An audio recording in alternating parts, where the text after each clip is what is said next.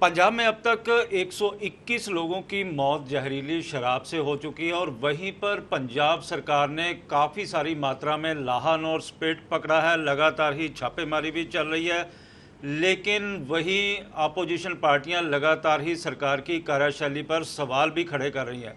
फिलहाल हमारे साथ बात करने के लिए फाइनेंशियल टैक्सेशन कमिश्नर ए वेणु प्रसाद मौजूद हैं। वेणु सर, क्या लग रहा है कि 121 लोगों की मौत होगी जहरीली शराब के कारण? कहीं ना कहीं आपको लग रहा है कि विभाग की कोई ना कोई लापरवाही थी? ये ਅਨਫੋਰਚੂਨੇਟ ਇਨਸੀਡੈਂਟ हुआ। ਇਸ ਦੇ ਵਿੱਚ ਕਾਫੀ मात्रे ਦੇ ਵਿੱਚ स्पूरियस लिकर कंज्यूम होने से ये डेथ्स हुए हैं। मैं यही कहना चाहता पुलिस आज के दिन इन्वेस्टिगेशन कर रहे हैं और ਹੈਲਥ ਡਿਪਾਰਟਮੈਂਟ ਵੱਲੋਂ ਵੀ ਪੋਸਟਮਾਰਟਮਸ ਕੰਡਕਟ ਕੀਤਾ, ਉਹਨਾਂ ਦਾ ਵੀ ਵਿਸਰਾ ਰਿਪੋਰਟ ਆਣਾ ਹੈ। ਉਸ ਦੇ ਬਾਅਦ ਹੀ ਸਾਨੂੰ ਅਸਲੀ ਕਾਰਨ ਕੀ ਹੈ ਉਹ ਪਤਾ ਲੱਗੇਗਾ। ਪਰ ਇਹ ਹੈ ਕਿ ਸਾਡੇ ਡਿਪਾਰਟਮੈਂਟ ਵੱਲੋਂ ਜੋ ਵੀ ਇਲਿਸਿਟ ਲਿਕਰ ਹੈ, ਸਮਗਲਿੰਗ ਹੈ, ਬੂਟਲੈਗਰਸ ਹੈ, ਉਹਨਾਂ ਦੇ ਪ੍ਰਤੀ ਬਿਲਕੁਲ ਜ਼ੀਰੋ ਟੋਲਰੈਂਸ ਹੈ। ਅਸੀਂ ਪਿੱਛੇ ਕਾਫੀ ਐਕਸ਼ਨ ਲਿਆ। ਲਾਸਟ 3-4 ਮੰਥਸ ਦੇ ਵਿੱਚ ਮੈਂ ਇਹ ਦੱਸਣਾ ਚਾਹੁੰਦਾ ਕਿ ਲਗਭਗ 6000 ਅਸੀਂ ਐਕਸਾਈਜ਼ ਐਕਟ ਦੇ ਅੰਡਰ ਕੇਸਿਸ ਰਜਿਸਟਰ ਕੀਤਾ। ਲਗਭਗ 1000 ਬੰਦੇ ਨੂੰ ਈਵਨ ਅਰੈਸਟ ਵੀ ਕੀਤਾ ਡਿਪਾਰਟਮੈਂਟ, ਪੁਲਿਸ ਡਿਪਾਰਟਮੈਂਟ ਮਦਦ ਦੇ ਨਾਲ। ਸਿਮਿਲਰਲੀ ਅਸੀਂ ਸਤਲੁਜ ਦਰਿਆ ਅਤੇ ਬਿਆਸ ਦਰਿਆ ਦੇ ਵਿੱਚ ਬਹੁਤ ਵੱਡੀ ਮਾਤਰਾ ਦੇ ਵਿੱਚ ਲਾਹਨ ਵੀ ਲਗਭਗ 60,000 ਮੈਂ ਸਮਝਦਾ ਕਿ ਲੀਟਰਸ ਦੇ ਵਿੱਚ ਅਸੀਂ ਰਿਕਵਰ ਕੀਤਾ और उसਨੂੰ डिस्ट्रॉय किया। सारे डिपार्टमेंट वालों यही है कि कोशिश खास करके जो इलीगल शराब बनते हैं, एक होंगे कि लहन से बनते हैं, एक है ईएनए चोरी करके कुछ बूटलैगर्स अपने शराब बनाते हैं छोटे मात्रे ਦੇ ਵਿੱਚ, उसਨੂੰ ਬਿਲਕੁਲ ਜੜ੍ਹਾਂ ਤੋਂ ਖਤਮ ਕਰਨ ਦਾ ਸਾਡਾ ਉਪਰਾਲਾ ਹੈ। ਤੁਸੀਂ ਲਗਾਤਾਰ ਹੀ ਰੇਡਸ ਵੀ ਕਰਵਾ ਰਹੇ ਹੋ ਪੰਜਾਬ ਦੇ ਕੋਨੇ-ਕੋਨੇ ਤੋਂ, ਲੇਕਿਨ ਸਰ ਕੀ ਲੱਗ ਕੀ ਰਿਹਾ ਹੈਗਾ ਕਿ ਜਿਸ ਤਰ੍ਹਾਂ ਦੇ ਈਐਨਏ ਲਗਾਤਾਰ ਫੜਿਆ ਵੀ ਗਿਆ ਤੇ ਇਸ ਤੋਂ ਪਹਿਲਾਂ ਜਿਹੜੀਆਂ ਫੈਕਟਰੀ ਸ਼ਰਾਬ ਦੀਆਂ ਫੈਕਟਰੀਆਂ ਡਿਸਟਿਲਰੀਆਂ ਚੱਲ ਰਹੀਆਂ ਸੀਗੀਆਂ, ਮਿੰਨੀ ਡਿਸਟਿਲਰੀਆਂ ਕਹਿ ਦਿੱਤਾ ਜਾਵੇ ਉਹਨਾਂ ਨੂੰ, ਚਾਹੇ ਉਹ ਰਾਜਪੁਰਾ ਦੇ ਵਿੱਚ ਸੀ, ਖੰਨੇ ਦੇ ਵਿੱਚ ਸੀ, ਇਸੇ ਤਰ੍ਹਾਂ ਡੁਪਲੀਕੇਟ ਸ਼ਰਾਬ ਫੜੀ ਜਾਂਦੀ ਆ। ਉਹਦੇ ਵਿੱਚ ਹਾਈ ਪ੍ਰੋਫਾਈਲ ਜਿਹੜੇ ਬੰਦੇ ਸੀਗੇ ਉਹ ਇਨਵੋਲਵ ਹੁੰਦੇ ਨੇ, ਤੇ ਜੇਕਰ ਉੱਥੇ ਹੀ ਇਹਨਾਂ 'ਤੇ ਸਟਾਪ ਲਾ ਦਿੱਤਾ ਜਾਂਦਾ ਤਾਂ ਐਡੀ ਵੱਡੀ ਮਾਤਰਾ ਦੇ ਵਿੱਚ ਅੱਜ ਜਿਸ ਤਰ੍ਹਾਂ ਦੀਆਂ ਰਿਕਵਰੀਆਂ ਹੋ ਰਹੀਆਂ ਨੇ ਸਾਹਮਣੇ ਨਾ ਆਉਂਦੀਆਂ। ਡਿਪਾਰਟਮੈਂਟ ਨੇ ਪਿੱਛੇ 4-5 ਮਹੀਨੇ ਦੇ ਵਿੱਚ ਤੁਸੀਂ ਜਿਵੇਂ ਕਹਾ ਕਿ ਇੱਕ ਰਾਜਪੁਰਾ, ਇੱਕ ਖੰਨਾ, ਇਸ ਤਰ੍ਹਾਂ का काफ़ी जगह छोटे छोटे मात्रे ਦੇ ਵਿੱਚ ਜੋ ਬੂਟਲੈਗਰਸ ਹੈ, ਛੋਟੇ ਛੋਟੇ ਇਲਿਸਿਟ ਪਲਾਂਟਸ ਲਗਾ ਹੈ, ਉਹਨਾਂ ਨੂੰ ਅਸੀਂ ਆਈਡੈਂਟੀਫਾਈ ਕੀਤਾ, ਉਹਨਾਂ ਦੇ ਉੱਪਰ ਕਾਰਵਾਈ ਕੀਤਾ। ਮੈਂ ਅੰਡਰ ਪੁਲਿਸ ਇਨਵੈਸਟੀਗੇਸ਼ਨ ਹੁਣ ਕੇਸਿਸ ਚੱਲ ਰਹੇ ਹਨ।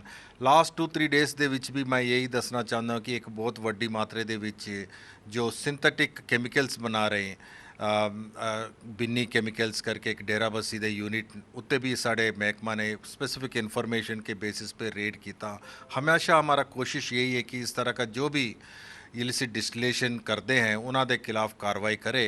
बाकी जो वंस एक बार आइडेंटिफाई करके असी केस रजिस्टर करता है, उसके बाद पुलिस डिपार्टमेंट अपने इन्वेस्टिगेशन करते हैं, उसके बाद चलान पेश करते हैं। कोशिश ये है कि जो कल्प्रिट्स हैं उन्होंने पूरा सज़ा मिले। लेकिन सर लग नहीं रहा कि जिन्नी मात्रा ਦੇ ਵਿੱਚ ਲਾਹਨ ਫੜੀ ਗਈ ਹੈ ਜਾਂ ਸਪਿਰਿਟ ਫੜਿਆ ਗਿਆ, ਕਿਉਂਕਿ ਲਾਹਨ ਦਾ ਇਹ ਕਿਹਾ ਜਾ ਰਿਹਾ ਕਿ ਇਹ ਪੰਜਾਬ ਦਾ ਇੱਕ ਕਲਚਰ ਬਣ ਚੁੱਕਿਆ ਹੈਗਾ। ਜੇਕਰ ਇਹਨੂੰ ਪਹਿਲਾਂ ਹੀ ਰੋਕ ਦਿੱਤਾ ਜਾਂਦਾ ਲਾਹਨ ਨੂੰ, ਕਿਉਂਕਿ ਲਗਾਤਾਰ ਹੀ ਜਿਹੜਾ ਪਿੰਡਾਂ ਦੇ ਵਿੱਚ ਕੰਜ਼ਿਊਮ ਹੁੰਦੀ ਹੈ ਤੇ ਇਹਦੇ ਨਾਲ ਅੱਜ ਤੱਕ ਕਦੇ ਮੌਤਾਂ ਨਹੀਂ ਹੋਈਆਂ, ਸਪਿਰਿਟ ਕਰਕੇ ਮੌਤਾਂ ਹੋਈਆਂ ਨੇ।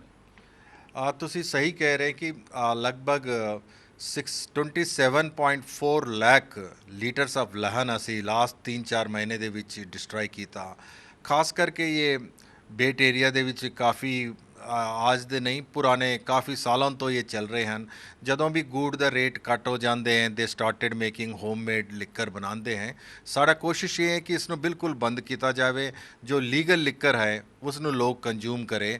अब इस साल मैं यही दसना चाहता कि साढ़े लिकर दे जो EDP है वो भी असी रेशनलाइज किया, असी एडिशनल कोटा भी रिलीज़ किया। उस दे विच लगभग 50% ऑफ दी रेट दे विच असी दे रहे हैं। साड़ा कोशिश यही है कि कट रेट पे लोगों को सही ਲਿਕਰ ਮਿਲੇ ਸੋ ਦੈਟ ਉਹਨਾਂ ਦਾ ਉਸ ਲੋਕ ਆਮ ਲੋਕ ਹੈ ਇਸ ਤਰ੍ਹਾਂ ਦਾ ਲਾਹਨ ਕੰਜ਼ਿਊਮ ਨਾ ਕਰੇ, ਕੋਈ ਇਲਿਸਿਟ ਡਿਸਟਿਲੇਸ਼ਨ ਦਾ ਹੈ, ਕਾਈ ਬੂਟ ਲੈਗਰਸ ਤੋਂ ਲਿਕਰ ਨਾ ਲੈਵੇ। ਸਾਡਾ ਕੋਸ਼ਿਸ਼ ਤਾਂ ਯਹੀ ਹੈ। लेकिन सर जिस तरह के रेट भी ਜਿਹੜੀ देसी शराब कह लिए ਆਪਾਂ देसी शराब यदि बोलते हैं तो यहाँ पे रेट बहुत ज़्यादा बढ़ चुके हैं और जो आम व्यक्ति है, दिहाड़ीदार है, मजदूर है, जिसकी 100 रुपये दिहाड़ी होगी तो वो 200 रुपये की बोतल या 300 रुपये की बोतल देसी शराब की किस तरह खरीदेगा?